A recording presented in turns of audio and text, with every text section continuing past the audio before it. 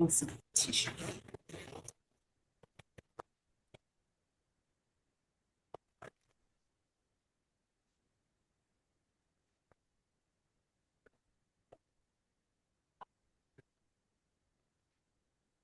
I'm ready. Just a minute. Okay. All right, let's go ahead and get started. Thank you everyone for coming for the early career research seminar series run by this department. Today, I have the pleasure of introducing Professor Amber Spears from Tennessee State University. Professor Spears is an alum from this department as an undergraduate back in, what did you say, 2012 or 2012? She then went on to, I was reading your bio, and you went on to work before going to UT Austin for a master's degree. I went to UT Austin first. Okay, UT Austin. And then she got her PhD from Jackson State University, where you became the first Black woman to receive a PhD in civil engineering from Jackson State. Mm-hmm. And we have the pleasure of listening to her talk today. Yeah. So without further ado, the floor is yours. Thank you. And thank you everyone for coming in person and virtually, of course. I know that there are more people coming, and that's totally fine. So we're going to get started so we can stay on track. But my presentation today is very relaxed. It's informal. You're welcome to ask questions during, if you would like. You don't have to wait necessarily till the end, but there will be time at the end as well. And I really tried to make it geared towards undergraduate students, but I'm assuming that by a show of hands, how many of you are graduate students? Okay, and how many of you are undergraduate students? Okay, all right. And then of course there are people here who are faculty and staff, and thank you all for being here. So the title of the presentation is Research Tools for Earthen Infrastructure Facing Extreme Weather, and I'm very glad to be here. Before I get started, I always like to do a land acknowledgement wherever I am, to just acknowledge the ancestors and original tenders to the land. And so here at the University of Michigan, it's very easy to find this history. It's on the University of Michigan's website. And historically, the Anishinaabe, the Ojibwe, the Ottawa, and the Bodewami tribes all were here in this land, which is now Ann Arbor. And specifically, this land for the University of Michigan was given to the University of Michigan in exchange for educating their students. I wanted to acknowledge some people. There's really too many people to acknowledge, but just a handful that I'm going to call WISE Michigan women, with WISE standing for Women in Science and Engineering, who I definitely credit to a lot of my success.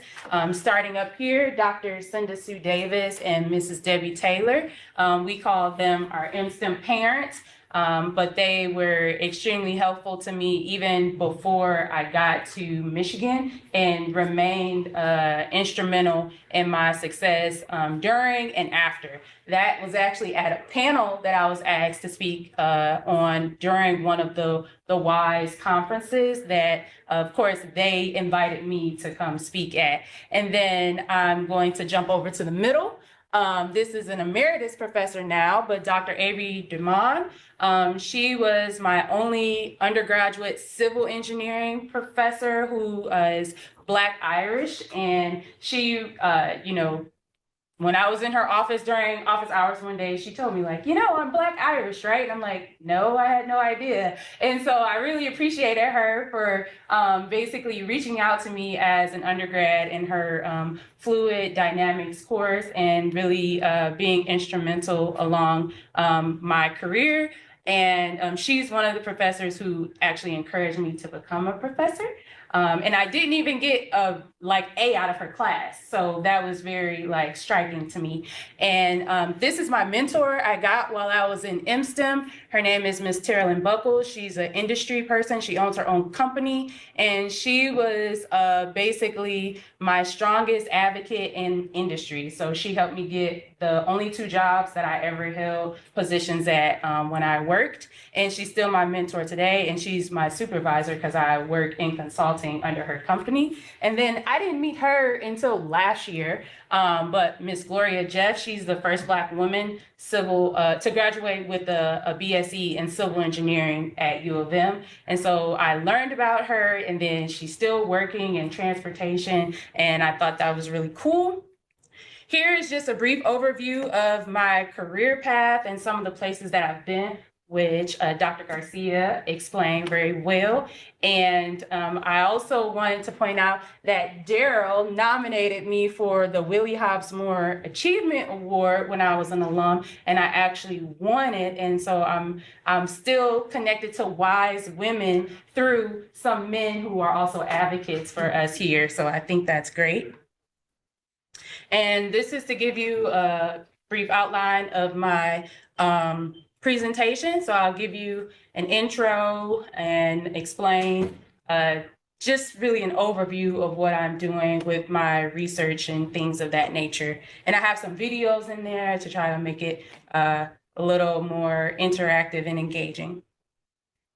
So in my abstract, I mentioned that the US had 27 separate billion-dollar weather and climate disasters in 2024. And so I put this map here to give you an example of a lot of the extreme weather events that happened last year. And typically the results look similar in previous years as recently. Severe weather, so thunderstorms and things of that nature tend to lead. And then you have, in the Southeast, the hurricanes tend to lead. And then, Tornado Alley, you have these tornadoes and fires and things like that. The reason why a lot of them become billion-dollar events is because they are regional and they cover multiple states and different things like that. So these are typically much larger. But in relation to Michigan, you see some similar trends with the different types of storms that happen. So the most frequent storms are also considered severe storms here. And so NOAA keeps record of all of the storms and their impact over the years. And basically with that, I want to say that these disasters become disasters because they cause significant damage to property, to the economy. So businesses have to, stop running. And then, of course, most importantly, lives and the environment as well. And so natural disasters, these climate disasters, are also considered natural disasters, and every failure has a trigger. And so what I look at mostly are landslides, and specifically shallow landslides. So they typically don't fall under the billion-dollar weather cost, but because of the billion-dollar weather cost, a lot of the smaller failures that happen tend to get overlooked, and they can't really be tended to until they become more of worse thing that can be a threat to infrastructure, things of that nature. And then in terms of landslides, you really have to look at the water cycle. When you're talking about extreme weather or rain-induced landslides, which rain-induced landslides are the most common landslides that occur in the US. And so when you're looking at, what causes rain and what makes it trigger a landslide, you have to look at the hydrologic balance or the hydrologic budget. And we're familiar with like precipitation, condensation, evaporation, and things like that. But there's so many other factors that contribute to rain-induced landslides. So in Michigan, there have been landslides that have caused catastrophic failures, particularly the dam breach, the Edenville Dam breach and the Sanford Dam breach. I'm not sure how many of you all are from Michigan, but how many of you all know about the 2020 dam breaches that occurred in Michigan? Okay, yeah, so these were not billion-dollar disasters, but I remember that several towns and cities had to evacuate, and it caused, large companies that were located in this area a lot of damage. So these are still failures that had a large consequence. And so this failure was also considered like a cascading failure in the sense that the Edenville Dam is where the breach happened first. And then because of the water flooding the Tichibawassee River, which is also an indigenous term, the Sanford Dam also failed. But this shows you how something small, it starts small and then it can lead to just large infrastructure failures and things of that nature. And so this is an earthen levee, but it's, it was constructed infrastructure. It wasn't naturally existing and things of that nature. And so in order to understand the processes of earthen infrastructure, you have to think about all of the contributors, such as hydrology, the geology and bedrock, vegetation, which is what I look at a lot, saturation and drainage of the soil, which is also something that you look at, and the deformation processes, the different triggering mechanisms, and then following those triggers, what happens. So you can have a volume that's mobilized and it can extend to a certain place.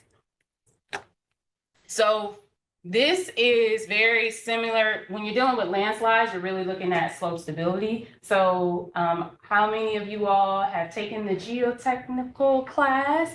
I know who's teaching the geotechnical class, but anybody taken it before? Okay, so in geotech, you learn about slope stability, which is essentially, how stable is the slope that you have. And there are, tons of slopes, that are naturally existing. And then in infrastructure, we make a lot of slopes as well. But one of the main calculations you can compute is the factor of safety. And so for an infinite slope, where the height of the slope is relatively small compared to like how wide the slope is, you have the equation that is on the far right, but you start off with your shear strength over your shear stress, which is typically your resisting forces over your driving forces. And my advisor at Jackson State, when he teaches this class, he says, your factor of safety is essentially your friends over your enemies. So, what's keeping you grounded? So that can be the weight in the Z direction versus things that are pushing you, what's going along the slope. And so with slope stability, you have to look at where your groundwater table is, and you have to look at various soil properties, including the cohesion, the friction angle, and the unit weight. And then you have to look at the angle of the slope and things like that. And so typically when you're looking at a slope over time, you can come up with a progressive factor of safety. And so different events can cause different failures to occur, but essentially until you reach a factor of safety of 1, or in industry is typically 1.3, you are not really concerned about, what could happen. So at a factor of safety of 1, you have that volume that's mobilized, which is the landslide that occurs. All right, and then about sustainable approaches. So I told you all that a lot of my work deals with like vegetation. And one of the reasons why is because, again, if you're not dealing with a huge disaster where you're likely going to get a lot of funding to make those repairs and things like that, you have to look for approaches that are cost effective and things like that. So using biotechnology or vegetation and things like that to improve stability without using all the heavy equipment that's usually used in concrete and things like that also contribute to the carbon emissions that we have, which we're trying to reduce.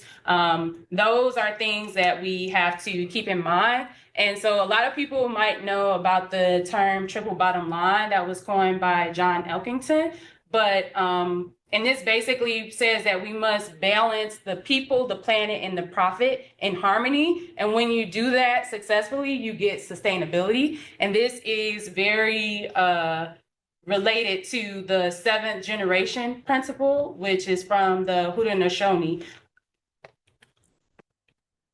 So basically, my work deals with trying to figure out how we can better predict weathers that will cause a trigger such as a landslide, and how we can use the sustainability of vegetation to prevent that. And so the weather part, you have to look at weather, and weather is something that meteorologists are still working to better predict. And if you're in a place like Michigan, we already know that sometimes the forecast doesn't really matter when we go outside. And so there needs to be, better predictions of weather and climate disasters so that we can incorporate that into design and construction.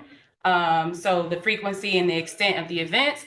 And then a lot of earthen infrastructure like levees and dams, they typically have a lifetime expectancy of like 50 years, but like most of the dams and levees in the US are much older than 50 years. And so they had to create this ranking of high, moderate, and low in terms of how can we repair, remove a lot of this infrastructure. And so there's a list that is basically governed by the US government, where they say, this dam, usually it's taller, dams that are taller than 20 feet, which is considered like a shallow height or whatever, for levees and dams. Those are considered like more urgent, because the higher they are, the more likely they are to have more volume mobilized and things of that nature. So the shallow dams are again on the back burner. And then measurements for more stability. So looking at the precipitation and incorporating that into your design. So there's some numerical modeling you can do where you incorporate precipitation. And then when you look at the vegetation, you can try to take credit for that. And then the data that you collect in the field is what can help you put those parameters into the models. So I'm going to talk about some research I was able to do while I was at Jackson State University. So in the Engineering Research and Development Center in Vicksburg, Mississippi, which is owned by the U.S. Army Corps of Engineers, they have this rapid levee repair test facility that they built and used, and it was no longer being used. And so they gave us the downstream levee in the red location in kind to plant some grass. And it kind of sounds funny because like there's grass already there, but it's vetiver grass. And this grass is like a deep-rooted grass. and the roots can grow down to like 12 feet, 10 to 12 feet deep. And so for shallow slope failures, you're looking at like 6 to 8 feet below ground surface.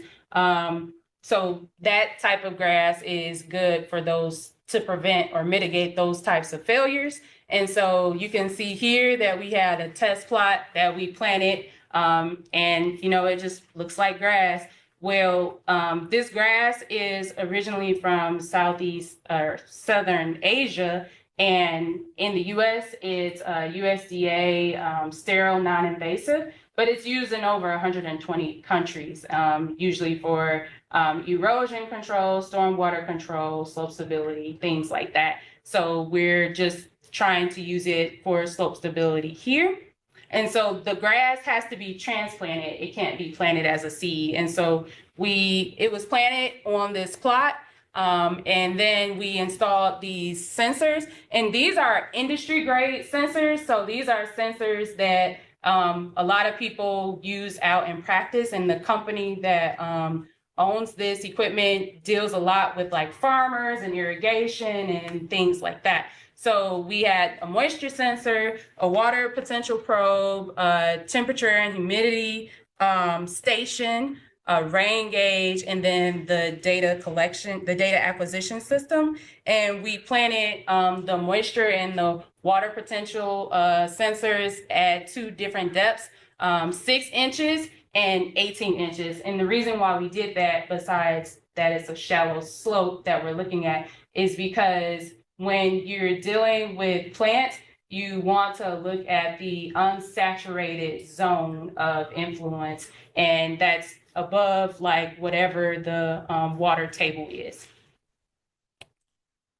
And we took a similar approach to a highway embankment in Jackson, Mississippi, which was the Terry Road Highway, I-20 East. And that one, basically, there was a failure that occurred on that slope in another location, and it was repaired with H-piles. And so obviously that was an expensive mitigation.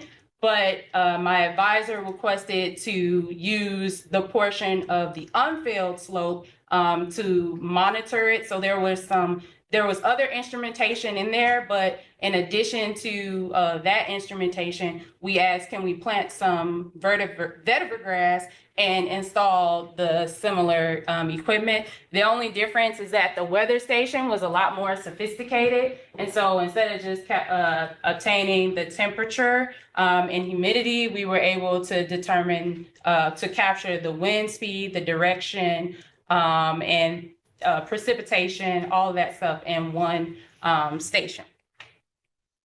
And then this research is actually research that I did through a program called International Research Experiences for Students, and it was in partnership with Texas A&M University Galveston. They were the PIs of the grant, and then they had Rice University, University of Puerto Rico, and Jackson State University as students that could apply for this. But we basically had to propose research that we wanted to do on the North Sea coast. And for me, since I was already dealing with grass, I was interested in this dune building grass that they have in the Netherlands, and it's called marram grass. And so there is a site in this town called, or village called Katwijk, that recently created this hybrid structure. So they used to have naturally existing dunes in a space, but it was determined that those dunes would not face a storm. I think it's like the 1 in 10,000 year storm. And so they had to replace those dunes, but the community said, we don't want to lose our connection to the sea. So they were restricted in how high those dunes could be. And so basically they built a dike underneath the dunes, and they constructed the dunes, as opposed to down here in the Burkheide area. The dunes are much higher. And those are naturally existing dunes, and the Meram grass was obviously there already. So they took the grass and they transplanted the grass, just like we transplanted the grass in our project sites. And here we use LIDAR, like light detection and ranging, which is like survey equipment. You can get the topography and things like that. And we also used a drone to capture photogrammetry and multispectral imaging, specifically for the purpose of calculating the normalized difference vegetation index, which is NDVI, which is a measure of plant health. And so this is just a video to show you the path. So you saw those boxes that showed the 2 different sites where we collected field data. We collected ground-based LIDAR. And so when the camera turns, it's showing you the 4 dunes that we took the data on. Do any of you all work with drones or instrumentation? Okay. Okay, and then, so next is the physical modeling. So one of the things that we use all of that instrumentation data, so primarily the soil moisture content and the soil matrix suction, is to determine something called a soil water characteristic curve. And the soil water characteristic curve basically helps you understand what the soil feels. Sometimes you're told that in geotech, the effective stress, which is the total stress of the soil minus the pore pressure, is what the soil actually feels. So this soil water characteristic curve helps you understand what vegetation actually feels when it's in the soil. So depending on the type of soil, the vegetation may feel something different. For example, if you're at field capacity, the soil basically can't really accept any more moisture. And so the moisture will percolate down through the bottom, and you might call that like deep infiltration also. And then if you're at wilting point, the vegetation is basically wilting or withering to a point that it can't recover. So this is often used to help with irrigation systems and things like that for farmers, but it can also be used in geotechnical practice. And here you can see what typical soil water contents are associated with wilting point and field capacity based on the different soils. And so that shear strength equation that I showed you for the factor of safety now, using this soil characteristic curve, which can be determined using various different models. Just here is the Van Ganucha model. You can incorporate the matrix suction. And the matrix suction is essentially the air pressure in the pores minus the water pressure in the pores. And so now you have more terms in your shear strength terms that you can account for. And this is just a picture of like a vetiver tiller, so which is just a plant that was propagated from a mother plant. And you can, the roots basically, again, can grow down to like 12 feet, but you see it can start very small.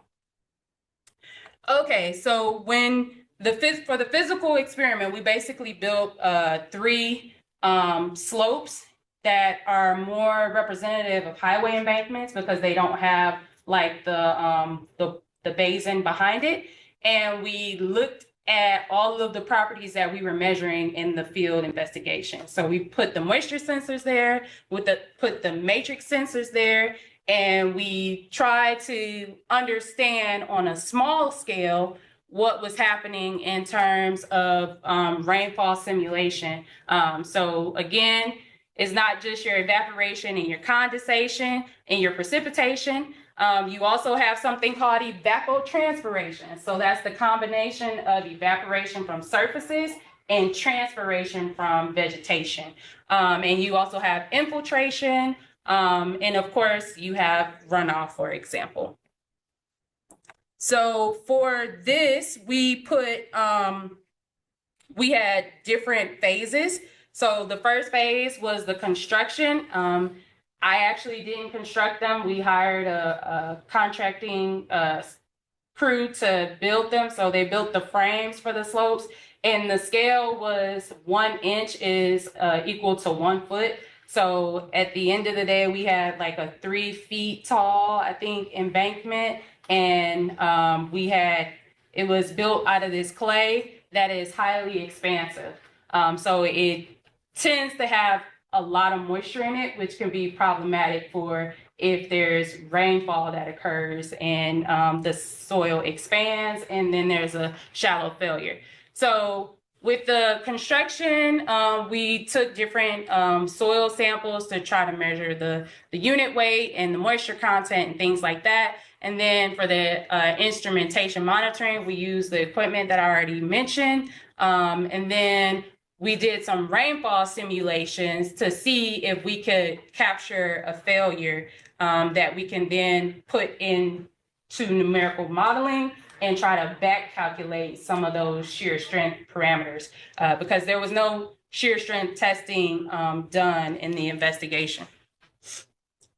Okay, so this is just an example of what we had to do to install the sensors.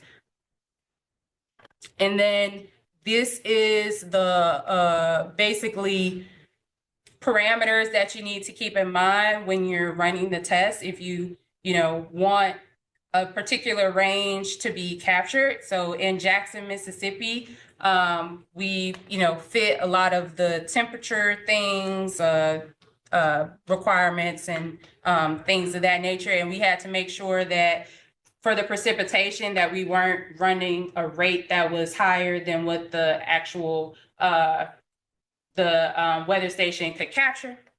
And then the accuracy for the purposes of this experiment, the accuracy was fine, so we didn't calibrate any of our sensors.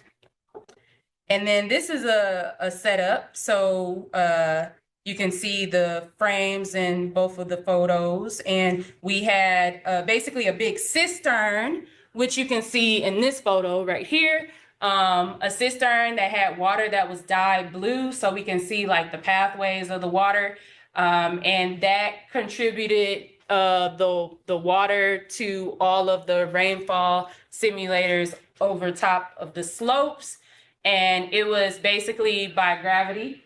So we tried to use a pump, and the pumps that we had were very like low grade, so we weren't really able to modify the intensity. So we just took them out, and we like increased the hole size of the pipe that delivered the water to try to get more rainfall or less rainfall, or we actually changed that to nozzles after that. So they were like little sprinkler nozzles coming out of the pipes. We used the GoPro to like record when we did the rainfall simulation. And then when I was using the multispectral camera, because we couldn't use a drone because we were so close to the building, I had to like climb up a ladder and take the images from there so that I can get the appropriate like distance to capture the images.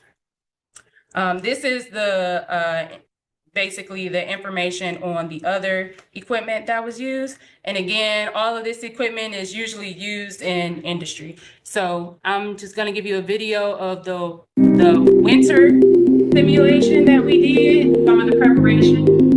So this was supposed to be used to capture the deep percolation that occurs after field capacity. And we had a vacuum that was attached to that.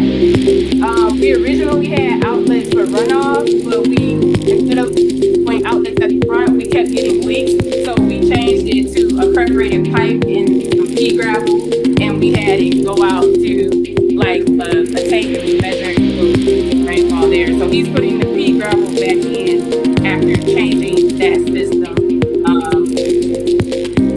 The slopes were 1-to-1, 2-to-1, so 2 horizontal to 1 vertical, and then 3 horizontal to 1 vertical.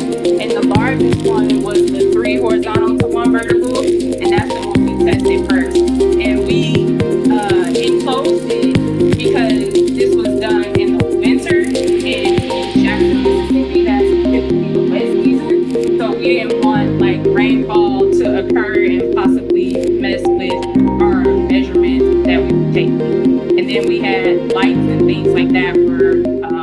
when the rainfall occurred, because we were trying to run different tests. And then this is a spring rainfall simulation.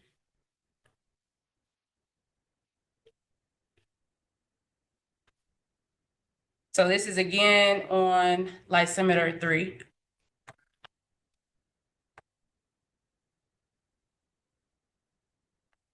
If it doesn't play, that's okay, because it's really hard to see what's happening, but it's basically just rain falling. So here, I think we used a bunch of still photos taken from the GoPro, and then we meshed them all together.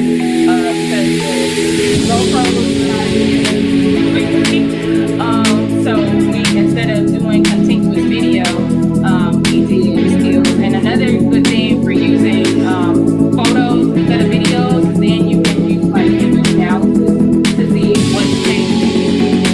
So this was the grass. The grass was planted in August, and this test was in April. And we cut the grass down to a level where, you know, most levees and dams don't have high grass. You won't be able to see where any problems are. So we cut the grass down to like 2 inches, which is more typical. All right, so I need to get out of this. Okay.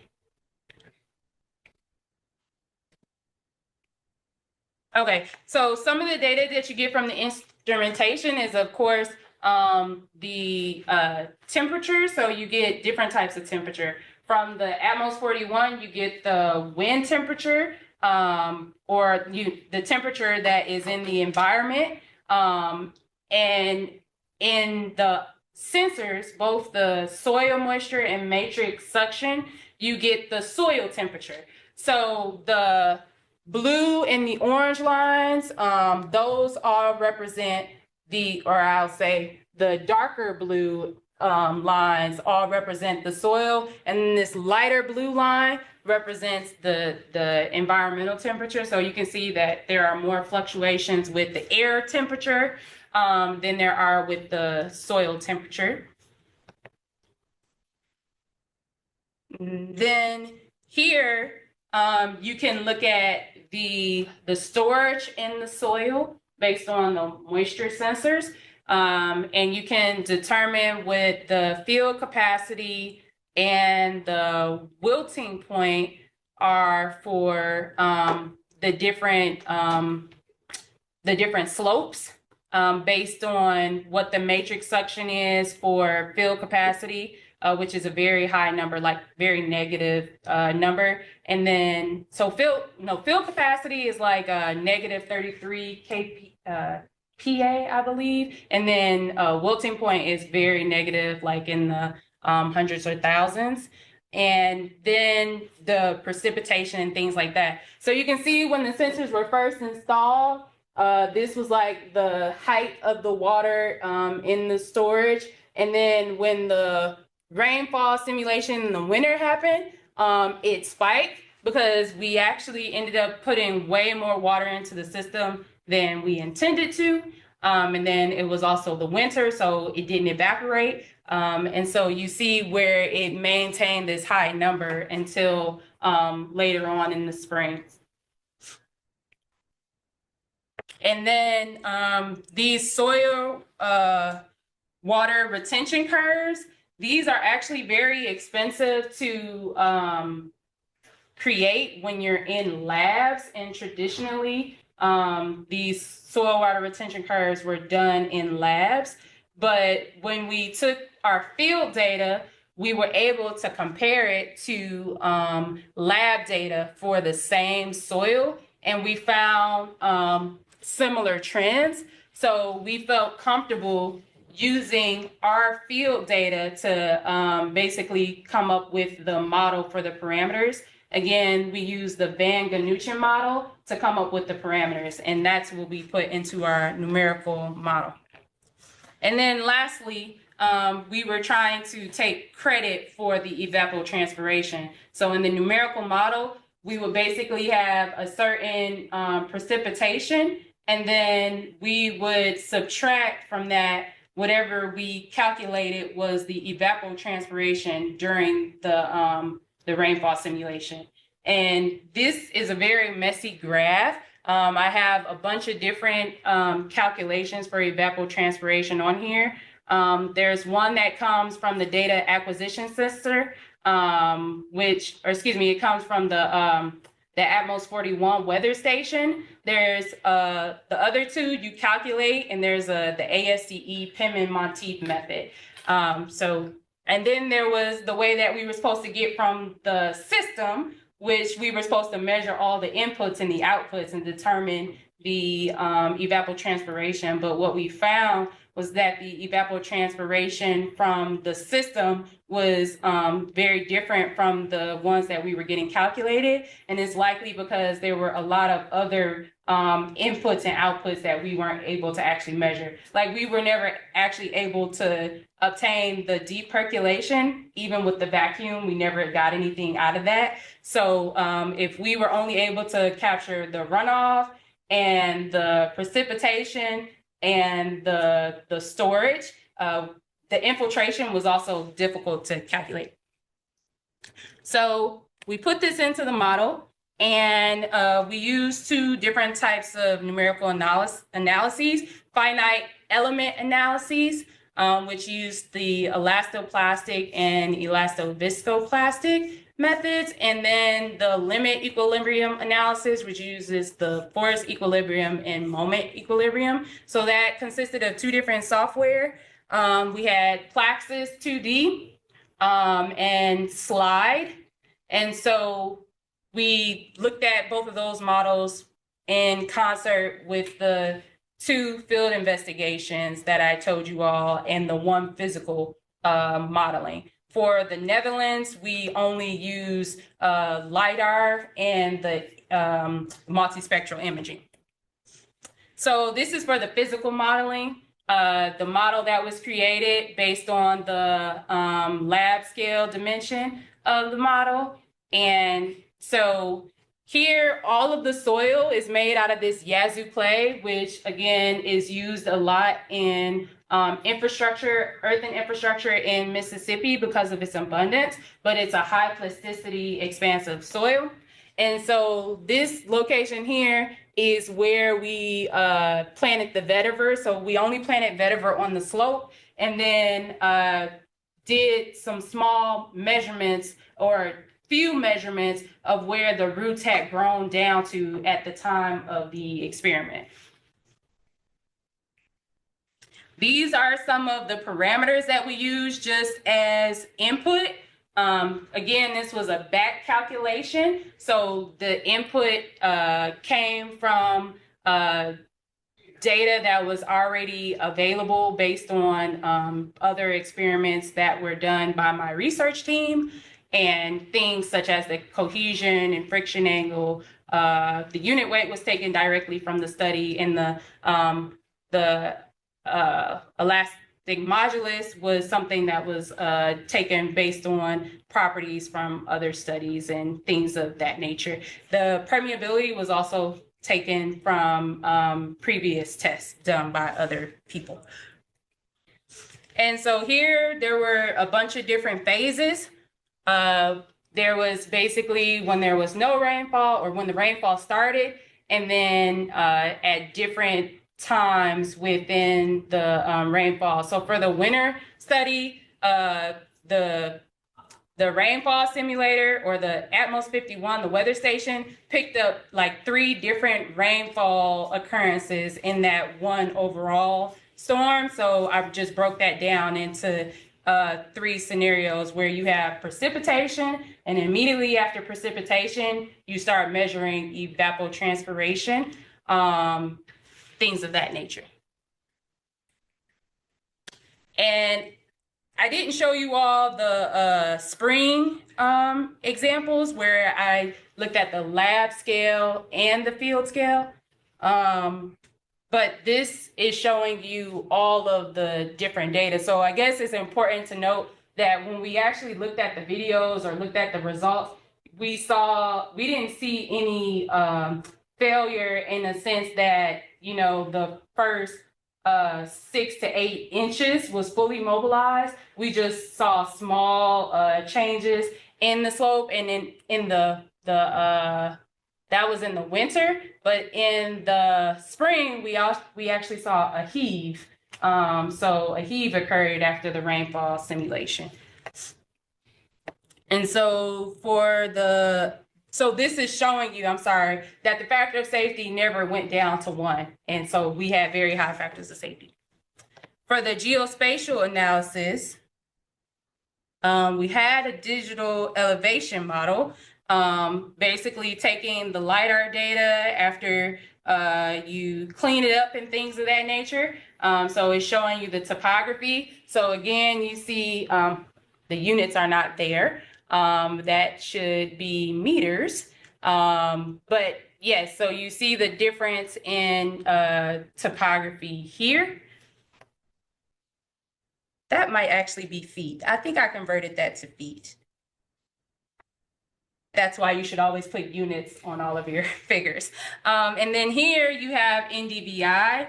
And so this, again, is a measure of vegetation health. So you take your near infrared wavelengths and you subtract it from your red wavelengths in the numerator, and then you add them together in the denominator. And that number usually ranges between -1 and 1, where 1 indicates very healthy vegetation, and 0 typically indicates something that doesn't have vegetation, and then -1 typically indicates like water and things of that nature.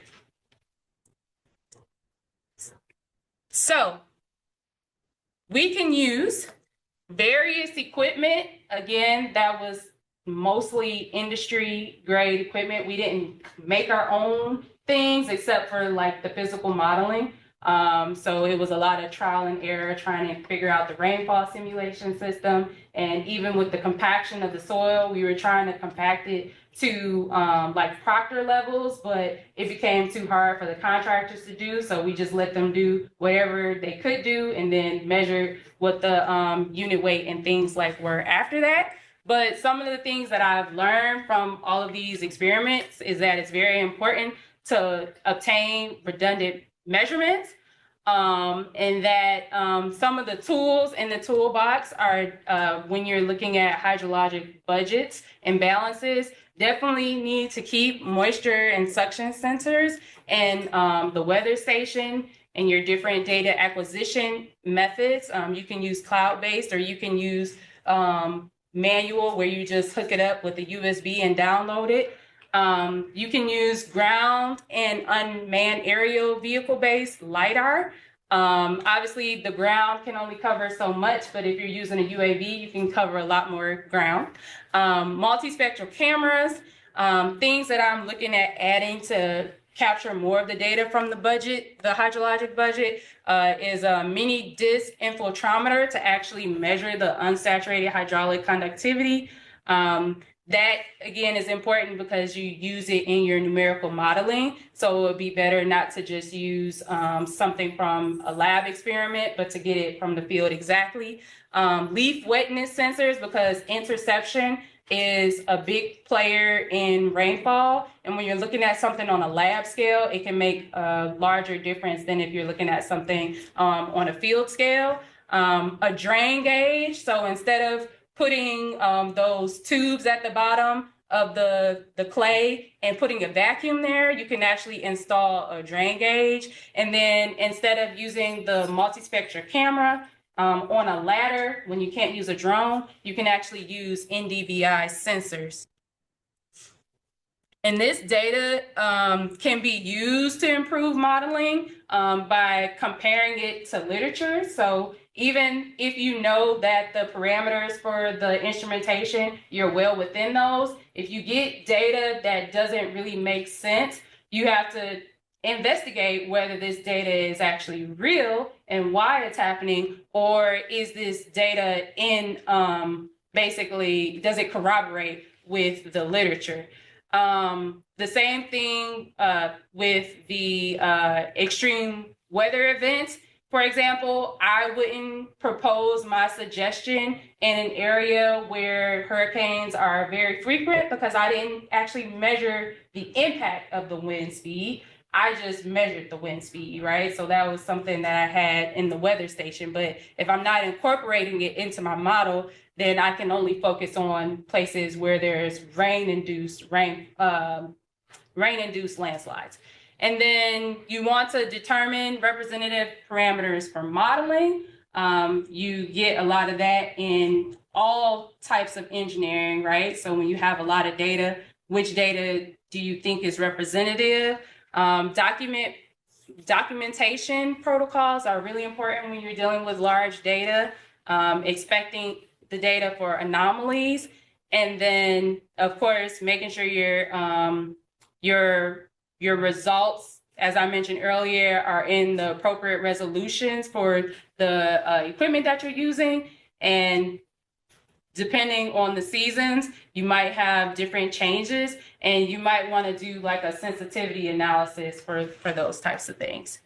And we use the data to back calculate failure conditions, but a lot of times you want to get data that's at failure. So definitely learning what types of rainfall simulations will cause the failures is critical.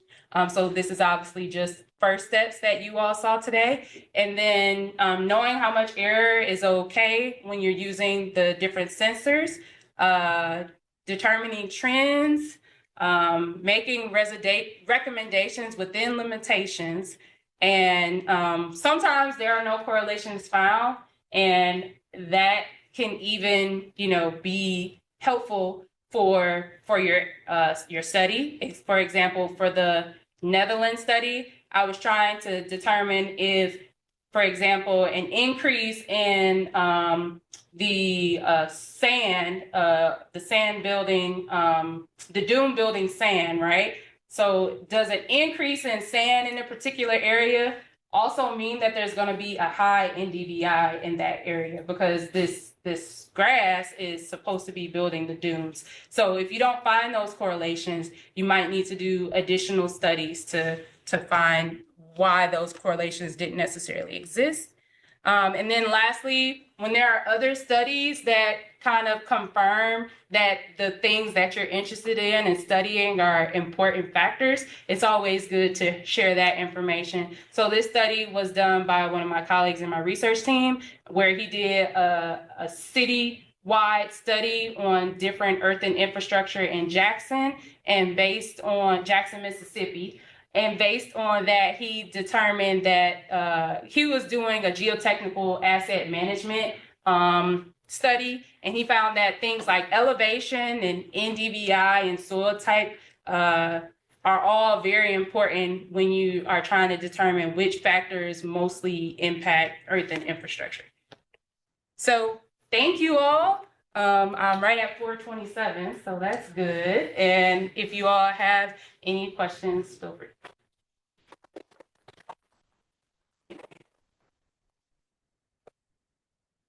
Any questions in the room?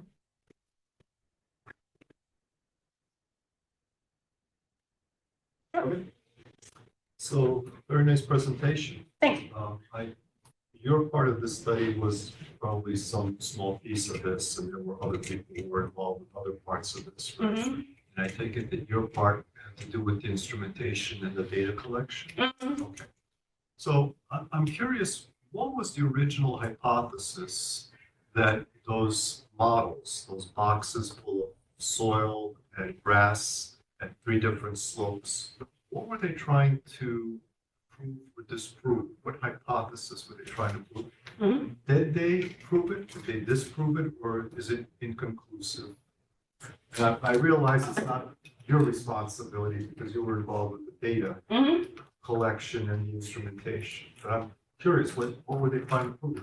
Sure. So that part of the physical modeling was funded by my advisor, Dr. Sadiq Khan's, his career award. And so he was looking at vetiver grass, the tensile strength of it, and also vetiver grass as the hydrologic balance of it. And so he proposed using different slopes. So the 1-to-1, the 2 horizontal to 1 vertical, and the 3 horizontal to 1 vertical, to see, basically to try to create a failure using the rainfall simulator. So far, even after I've left, they're continuing to run these rainfall simulations. In the 2 tests that I did, the one in the winter and the one in the winter of 2023 and spring of 2024, we didn't see like a huge failure, but that was like the first seasonal cycle of it after it was originally constructed. And so he was hypothesizing, or not he was hypothesizing, the purpose of the study is to say, you know, currently when we look at precipitation in our modeling, we don't account for the fact that if the slope is vegetated, that we actually remove some of that rainfall via evapotranspiration. And so if we can measure the evapotranspiration, we can see, like, for grasses that are higher in evapotranspiration than your standard types of grasses, like your Bermuda grass or your Kentucky bluegrass, or I can't remember what the other types of grasses are, but most of the grasses that are usually done by seed, that are used for earthen infrastructure, if we can account for a high first of all, if we can account for evapotranspiration, period, we know that there's a reduction. And then if we can account for higher evapotranspiration, we might take a slope that's at a critical state, you know, on the verge of a landslide if there's another, you know, extreme rainfall event that occurs, and we might be able to mitigate it using vegetation so that the factor of safety increases back to higher than 1.3. And so with all of the data that we have from the highway embankment, capturing the rainfall from there, and from the physical modeling, we haven't observed any landslides, but again, that's no data doesn't necessarily mean hypothesis proven. And so we need to basically run higher intensity, lower duration storms on the physical models to see if we can actually create a failure, to see, you know, in what instances, which slopes failed and which ones didn't, and whether the numerical analysis can show us that the evapotranspiration did make that difference possible. Did that answer your question? Much of it. Okay. I sort of have a follow-up to that. Yeah. So if I'm understanding this correctly, the purpose of the grass is to remove water and moisture from the system. Yeah. But does it have an added benefit of a reinforcement effect? Yes. So another aspect of the study, for example, one of my lab mates, he was doing the tensile reinforcement part. And so there he looked at it as a bioanchor, whereas I looked at it more as a soil root composite. So that's why I was able to use that factor of safety equation where you have the C, the cohesion, plus your friction angle contribution. So I was looking at the total system of it as opposed to what contribution do the roots individually have on reinforcing the soil. And then when you do the numerical modeling, and I saw Plaxis and Slide, are you accounting for both? Like, is there a reduction is there a drop in the water table, for example? No, it's not a drop in the water table. It's all based on the rainfall. So you can model rainfall in both of those. And so the rate, you change the rate. So at first we looked at precipitation happening and then evapotranspiration happening separately. But then for the spring, we basically reduce the infiltration rate by what the measure of evapotranspiration was. Okay. Yeah.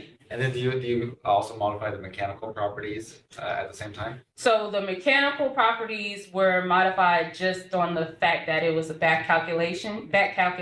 So we were trying to, what we actually measured in addition to the factor of safety was the deformation. And so we were able to measure how much heave actually happened in the spring. So we did, in the Plaxis model, we did see a result of heave in the numerical model that represented what we saw in the physical model. And we just measured how much heave compared to what the numerical model had. But for the winter one, we were able to measure deformation based off of LIDAR. And so we took the LIDAR that we did and we measured basically the movement that we saw. It was like less than 6 inches of movement down the slope, but we measured that.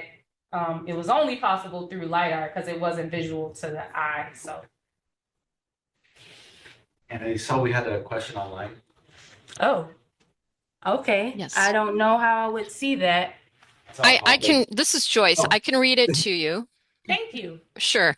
So this is from Anushka. She's asking, what advantages do moisture humidity sensors offer over conventional monitoring instruments, such as inclinometers and piezometers for FOS calculations?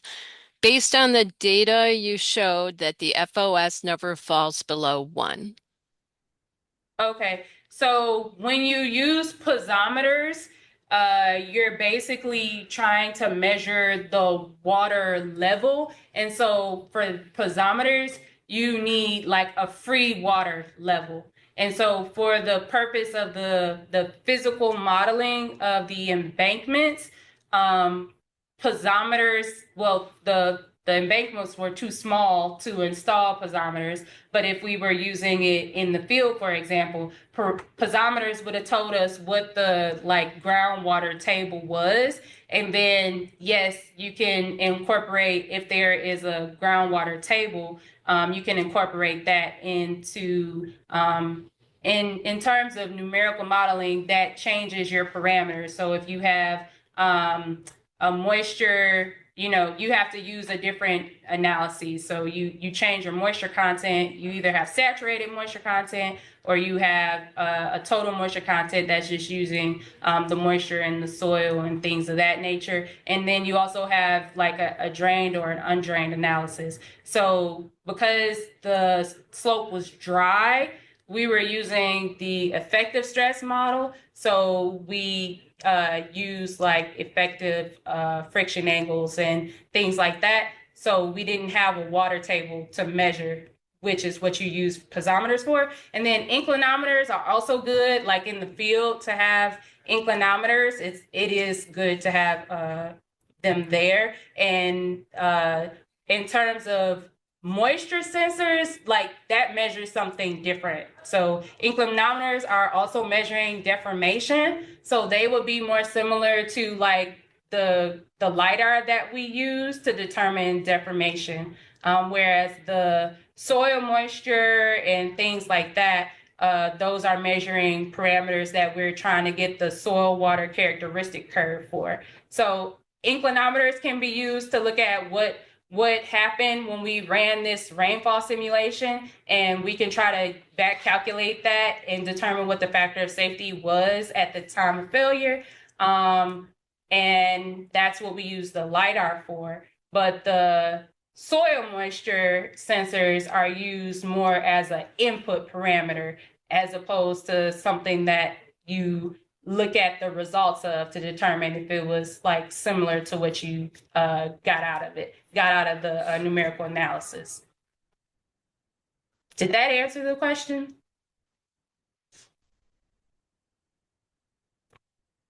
So you can use both piezometers and inclinometers in addition to the soil moisture sensors and the matrix suction sensors, and they all can be used as long as those are things that you can measure on the site that you're looking at. I saw that you responded. Oh, you did? Yeah, he said understood. Oh, okay. Okay, good. All right. Okay. Well, let's give Professor Spears another round of applause.